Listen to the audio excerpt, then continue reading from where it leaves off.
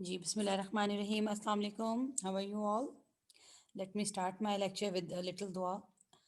रब्बिश रहली सदरी व यस्सिरली अमरी वाहलुल उक़दतम मिन लिसानी यफ़क़हू क़ौली. ताकि मैं जो कुछ कहूँ आप लोगों के लिए समझना आसान हो जाए और मेरे लिए भी एक्सप्लेन करना आसान हो जाए. अल्लाह की मदद को साथ रखना बहुत ज़रूरी है. Okay, let's start with today's lecture, and that is from ninth Biology SSC 1. And once again, I am at chapter number 4, Cells and Tissues, and I have to complete whole of the chapter. So obviously, I would remain on this chapter for a little longer time. So my today's topic is ribosomes, and ribosomes are tiny granular structure. It means small grain-like structures. Means they are very small and grain-like structures. Tiny granular structures. Let me show you a figure, and then is attached to endoplasmic reticulum. Look at this figure. In this figure, this is nucleus, as it is labeled as nucleus. Then this is nuclear envelope. The covering of the nucleus is called as nuclear envelope. The outermost outer covering, outer wall of nucleus is called as nuclear envelope. It is double bound membrane bounded. हमने last lecture में discuss किया था. And this is rough endoplasmic reticulum. Whole that blue and green structure is actually the rough and smooth endoplasmic reticulum. And on rough endoplasmic reticulum, there are, you can see the orange dots. These dots is basically the ribosomes. They are present on the uh, endoplasmic reticulum.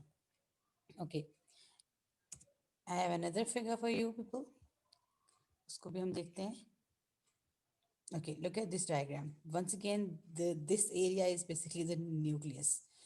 Right after the nucleus, in fact, the wall of the endoplasmic reticulum and the nucleus is common, right?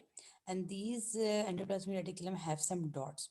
These light pinkish purplish dots basically are the ribosomes. So this is their location.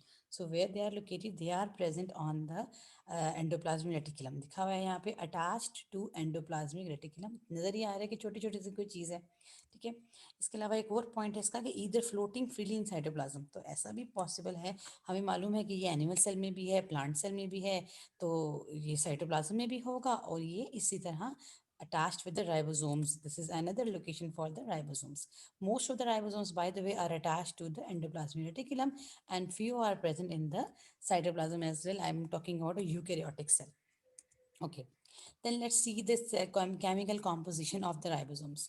Ribosomes are basically made of equal amount of proteins and ribosomal RNA. यानी कि किस किस के बने हुए हैं, ये proteins के बने हुए हैं और राइबोसोमल आरएनए के बने हुए हैं. यहाँ लिखा हुआ है इक्वल अमाउंट. मीन्स अगर मैं कहूँ कि 50% प्रोटीन्स है तो 50% राइबोसोमल आरएनए भी होगा. ये एक फिगर मुझे मिली थी जिसके अंदर showing you the that this is a ribosome. ठीक है ना. ये एक राइबोसोम का स्ट्रक्चर है. अभी मैं आपके साथ डिस्कस करूंगी राइबोसोम का स्ट्रक्चर. लेकिन ये कुछ पोर्शन है, इसमें भी आरएनए और प्रोटीन है, इसमें भी आरएनए और प्रोटीन है. मीन्स जो राइबोसोम होता है ये एक प्रोकैरियोटिक राइबोसोम है और ये एक यूकैरियोटिक राइबोसोम है. दोनों राइबोसोम्स के अंदर बहरहाल हमें ये नज़र आ रहा है कि आरएनए और प्रोटीन ज़रूर प्रेजेंट है. So first of all, the chemically they are made up of proteins and RNA, ribosomal RNA, rRNA. ठीक है. Chemically they are made up of proteins and rRNA. And secondly, the second most important point, the amount of both proteins and rRNA is equal in ribosomes. Okay, then prokaryotic and eukaryotic ribosomes. Prokaryotic and eukaryotic ribosomes दो तरह की sales हैं, prokaryotes and eukaryotes. पता है ना आपको. Prokaryotes में कल हम डिस्कस भी कर चुके हैं, न्यूक्लियस और डबल मेम्ब्रेनस ऑर्गेनल्स नहीं होते और यूकैरियोट में तो होते हैं. तो हमने ये देखना है कि ये तो इसका मतलब ये है कि जो राइबोसोम्स है प्रोकैरियोट्स में भी प्रेजेंट है और यूकैरियोट्स में भी प्रेजेंट है. तो क्यों प्रेजेंट है? क्योंकि not bound by membrane and so also found in prokaryotes. Why they are present in both the type of cells? Because they are present because they do not have the membrane. This organelle are the solid structures and they do not have any membrane around them. That is why they are present in both the prokaryotic and eukaryotic cell. Prokaryotic cells have no other membrane bounded organelle, while eukaryotic cells have all of the organelles which are membrane bounded, but this is the organelle which do not have any membrane, right? Ribosomes do not have any membrane, and prokaryotic cell are easy with such organelles, as it has no organelle with membrane, right? So ribosomes दोनों में present है, because कि उसके पास कोई membrane ही नहीं होती। Eukaryotic को तो कोई इशू नहीं है, चाहे मेम्ब्रेन है चाहे नहीं है, क्योंकि उसके पास तो ज़्यादातर मेम्ब्रेन बाउंडेड है। लेकिन प्रोकैरियोटिक के पास तो कोई मेम्ब्रेन बाउंडेड ऑर्गेनल नहीं है। तो अगर राइबोसोम्स पे मेम्ब्रेन होती तो it was impossible to be in prokaryotic cell, इसलिए उसके ऊपर मेम्ब्रेन है ही नहीं। इसका मतलब ये हुआ कि वो आसानी से प्रोकैरियोटिक सेल का पार्ट बन सकता है। ओके, इसके बाद ये एक फिगर है राइबोसोम, ये बैक्टीरिया की एक फिगर है, ये मेरे को दिखाती हूँ। ये देखें, ये बैक्टीरिया, ठीक है, ये बैक्टीरिया की बैक्टीरियल सेल स्ट्रक्चर लिखा हुआ है, ठीक है। ये इसका साइटोप्लाज्म है, राइट। साइटोप्लाज्म के बिल्कुल साथ ये येलो सी एक लेयर नजर आ रही है, दिस इज सेल मेम्ब्रेन। उसके बाद एक ब्राउन सी लेयर नजर आ रही है, this is cell wall. Cell wall भी हमने डिस्कस कर ली है, सेल मेम्ब्रेन भी डिस्कस कर चुके हैं हम, साइटोप्लाज्म भी डिस्कस कर लिया है हमने। अब हम आगे ये अंदर जो बहुत सारे छोटे छोटे डॉट्स पड़े हुए हैं इसके अंदर, ये जो बहुत सारे छोटे छोटे डॉट्स पड़े हुए हैं, इसका नाम राइबोसोम्स है। तो ये भरा हुआ है, प्रोकैरियोटिक सेल आपने देखा राइबोसोम से भरा हुआ है। और ये सेंटर में क्या चीज़ प्रेजेंट है, आपको याद है, ये न्यूक्लियोइड है। न्यूक्लियोइड है ये रीजन साइटोप्लाज्म का, और इसके अंदर ये प्रेजेंट है डीएनए। डीएनए प्रेजेंट है, जो डीएनए क्या करता है, DNA it is present in the centre of the centre of the cytoplasm.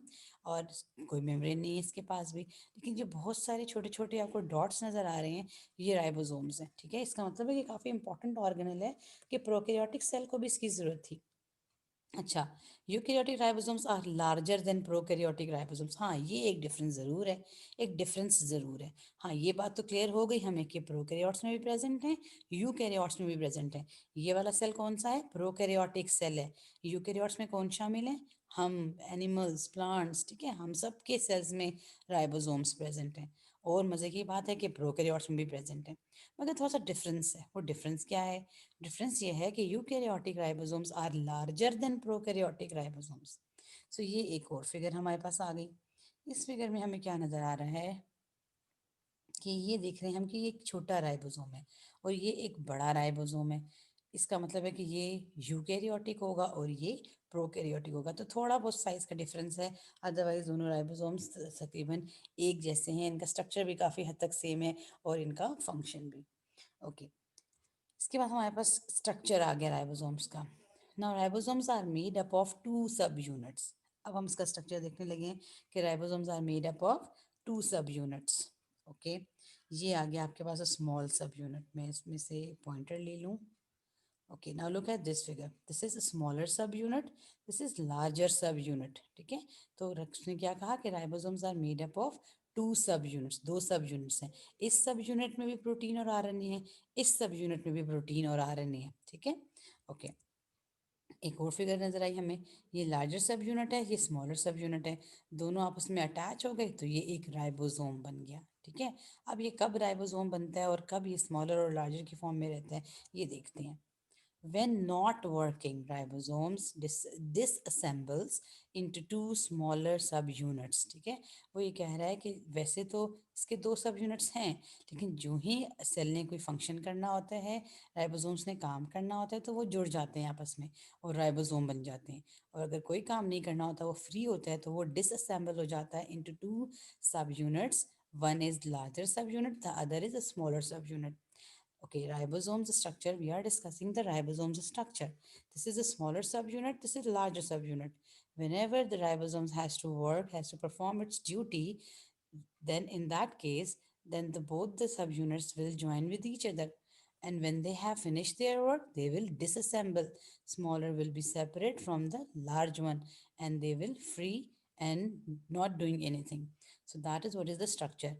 Along with this, the chemically composition, chemically the larger has protein and rRNA, and smaller too has protein and rRNA. Okay, then ribosomes function. The ribosomes, why they are important to cell? Because ribosomes are the site of protein synthesis. Ribosomes are the site of protein synthesis. यहाँ पे proteins बनती हैं। अच्छा, once again ये हमारे पास ribosome आ गया, ये इसका लार्जर सब यूनिट, ये इसका स्मॉलर सब यूनिट। ठीक है, ओके। अब क्या हुआ, ये देखो, ये तो हम, ये देखो, ये दरमियान में जो ब्लू सी लाइन नज़र आ रही है ना, ये इसके अंदर मैसेज है। ठीक है, ये मैसेज के मुताबिक प्रोटीन बनाएगा। अब ये वाली जो फिगर है ये थोड़ी सी कॉम्प्लेक्स है, मतलब थोड़ी सी फिर भी देखेंगे। अब हुआ क्या, ये देखो, ये स्मॉलर सब यूनिट, ये लार्जर सब यूनिट, सही हो गया। दरमियान में ये मैसेज पड़ा हुआ है mRNA की फॉर्म में, ठीक हो गया। और ये है एक tRNA, mRNA के ऊपर DNA से मैसेज आया हुआ है। ठीक है, उसके मुताबिक ये देखो अंदर दो tRNA है, tRNA के ऊपर एक अमाइनो एसिड अटैच्ड है, और वो इसके साथ चेन बनाता जा रहा है और प्रोटीन्स बनाता जा रहा है। ठीक है, यानी कि राइबोसोम्स का क्या काम है, आप बिल्कुल इस पे परेशान ना हो कि tRNA और mRNA और DNA का सीक्वेंस और tRNA के ऊपर अमाइनो एसिड। मैं बस ये फिगर की थोड़ी सी लेबलिंग आपको बताना चाह रही थी। In any case, the function of the ribosome is to form this protein. अच्छा, अब तो सब प्रोटीन को देख लेते हैं कि कौन सी प्रोटीन। राइबोसोम्स ने प्रोटीन्स बनानी है। लाइक फॉर एग्जांपल, हमारे ब्लड में, आप सबको मालूम है ये बात कि हमारे ब्लड में एक प्रोटीन है, उसका नाम है हीमोग्लोबिन। क्या सबको मालूम है ये बात कि हीमोग्लोबिन प्रेजेंट होता है, जो रेड कलर प्रोटीन है, और उसका क्या काम है, it transport oxygen to the whole body part. ठीक है ना, to the whole body, by the way पूरी बॉडी को उसका काम है कि प्रोटीन्स, सॉरी, ऑक्सीजन ट्रांसपोर्ट करना। हीमोग्लोबिन का काम है पूरी बॉडी का ऑक्सीजन ट्रांसपोर्ट करना। अब ये प्रोटीन हमारे सेल में आई कहाँ से, और क्या ये कभी ख़त्म नहीं होती? तो ये ख़त्म होती है बार बार, सेल्स की, रेड ब्लड सेल्स के साथ साथ ये भी ख़त्म हो जाती है और नई बनती है। नए रेड ब्लड सेल्स बनते हैं तो हीमोग्लोबिन भी नई बनती होगी। वो जो आपको नई हीमोग्लोबिन चाहिए वो किसने बनाई? वो आपके राइबोसोम्स बनाते हैं। इसी तरह हमने बहुत से एंजाइम्स का सुना हुआ है। इसी तरह हमने एक और प्रोटीन है जो हमारा ब्लड निकलता है तो उससे रोकती है, fibrinogen. Fibrinogen is a protein which is responsible for the clotting of blood. For example, किसी का एक्सीडेंट हो जाता है तो उसको तो बहुत ज़्यादा ब्लीडिंग हो जाती है कि फाइब्रिनोजन काफ़ी नहीं होती, उतनी थोड़ी होती है इस टाइम पे। पहले से वो ब्लड में मौजूद होती है मगर इतनी कम होती है कि छोटे मोटे कट को तो रोक लेती है, लेकिन बड़े कट को तो नहीं वो रोक पाती। तो वो फिर आपकी बॉडी ज़्यादा फॉर्म करती है। तो वो जो ज़्यादा फाइब्रोनोजन की ज़रूरत पड़ी है आपकी बॉडी को, तो वो किसने बनाए? वो बनाए आपके राइबोसोम्स ने। तो राइबोसोम्स बहुत ज़्यादा इम्पॉर्टेंट हैं हमारे सेल के लिए भी, एनिमल्स के सेल्स के लिए भी, प्लांट्स के सेल्स के लिए भी, एंड प्रोकैरियोटिक सेल के लिए भी। कोई भी सेल अपने प्रोटीन्स बनाने के लिए राइबोसोम्स पर डिपेंडेंट है, और राइबोसोम्स के बगैर हमारे कोई भी लाइफ की एक्टिविटी नहीं चल सकती, क्योंकि वहाँ से जो भी डीएनए का मैसेज है उसको ट्रांसलेट करने की रिस्पॉन्सिबिलिटी राइबोसोम्स की है। मेरे ख्याल से आपको बात समझ में आ गई है कि ribosomes are very important organelle. If you still have any question, you can ask me, you can write me in the comments. And I thank you all for the patience listening. बहुत ध्यान से lecture सुना करें, और जो भी questions हों, जो क्यूरी हो, वो आप मुझसे डायरेक्टली पूछ सकते हैं। अपना बहुत सारा ख्याल रखें। अल्लाह हाफिज़।